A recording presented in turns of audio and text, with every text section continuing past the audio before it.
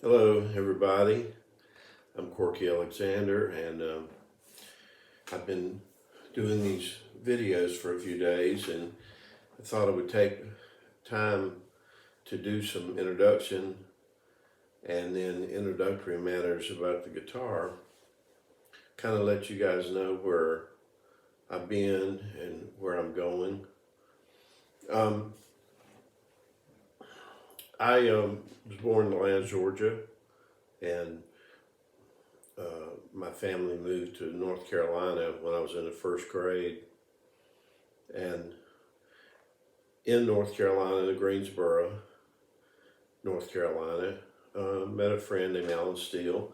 We started a few bands together. My mom passed away in 1965, and so I really credit the band music that I had of keeping me alive after her passing, because bands are support groups in a real sense. It's one of the reasons that I champion music so much and have been involved in music now for the last, almost all my life. But for the most part, uh, 56, like almost 60 years. I just turned 67 this week. Um, and in a band, it's not a lot of discussion, but there's a lot of interaction that's nonverbal with the music, and yet the personal presence of the people are there. So it's a wonderful type of support group. I was blessed a few years ago to be invited to be a guitar instructor for the Brennan Rock and Roll Academy in Sioux Falls, South Dakota. And Alice Cooper had helped found that school. And Alice Cooper's vision is, if you're thinking about joining a gang, join a band. And I have found this to be really true over the years. So before I ever became a believer in Christ, I was a musician, and so I credit the music and the guitar with keeping me alive until I met the Lord, who's my ultimate helper. Um, as I said, I was in bands early, dropped out of high school, hoping to make progress in music, and of course, that's a tall order, and so kind of went down the tube for me. I ended up in Atlanta, and then became a believer in Christ, and I moved back to North Carolina to my sister's house, her mobile home, and that became my accountability structure and my mentoring. My older sister, Judy, who many of you know, she passed away when she was 50 years old, but she was a great leader in every way. She really managed one of my early bands and helped out a lot. And then, of course, her house became kind of like Mama Cass's house was in Laurel Canyon. It was just a center of activity for musicians. They were always coming and going and playing canasta, drinking coffee and other things. Um,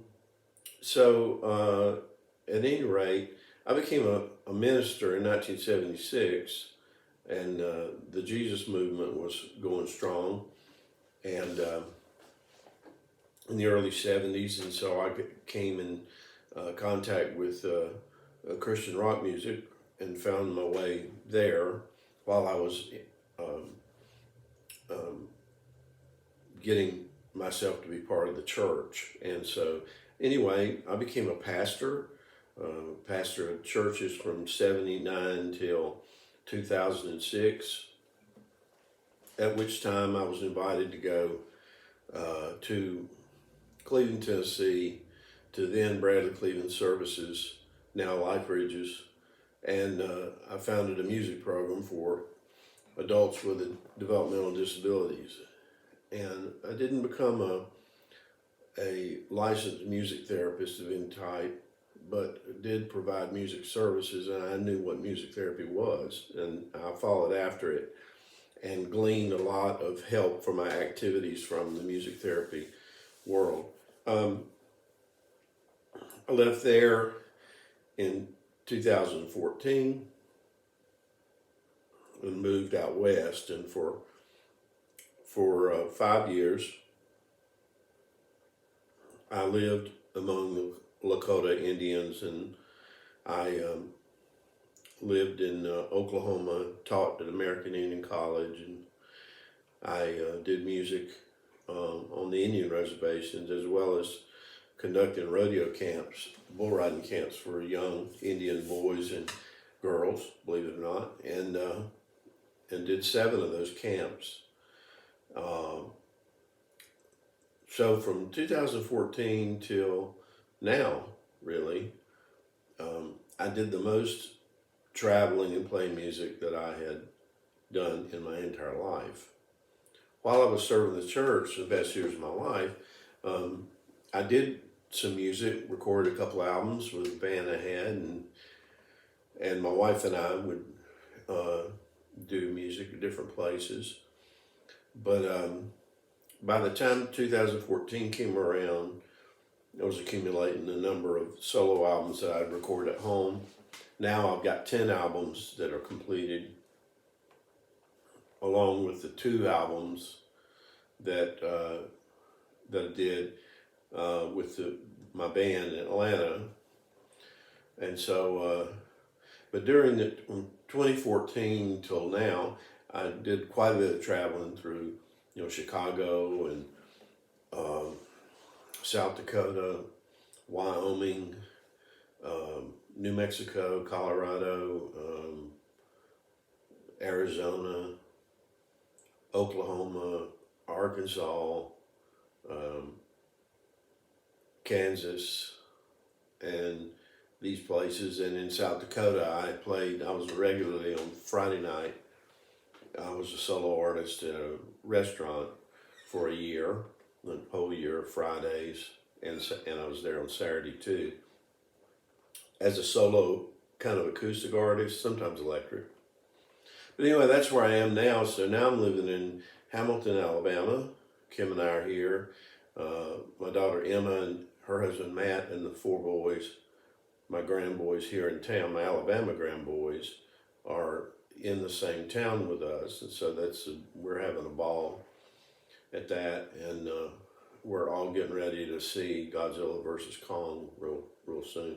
All my grandboys know all the different Titans in the MonsterVerse and can name them much better than me, even though Godzilla was born the same year as me, and I have followed him ever since I was a kid, along with Kong, who came in much earlier. But anyway, during this pandemic, I thought I would do some videos like this one and kind of let you know where I'm at. And so now I'm retired and live in Alabama. I was blessed this Christmas to get to record at Fame Studios in Muscle Shoals, and I am sharing some guitar experience over YouTube and Facebook. So I figure if I've been playing guitar 52 years, even though I'm not, lightning fast or anything, don't try to. My generation, that doesn't mean that much to them. I think I've got a legacy to share, and so I want to share that with whoever's interested. So if you are interested, and if you want me to do more, you got some requests of some things you want me to feature on here, comment, click like and comment, or come to Facebook and see me there. You ought to check out Leland Sklar's YouTube channel, really wonderful, as well as some others. So that's a personal introduction for me today, and I'm here playing the guitar because Sears and Roebuck distribute them across America, and I'm one of those boys. See you later.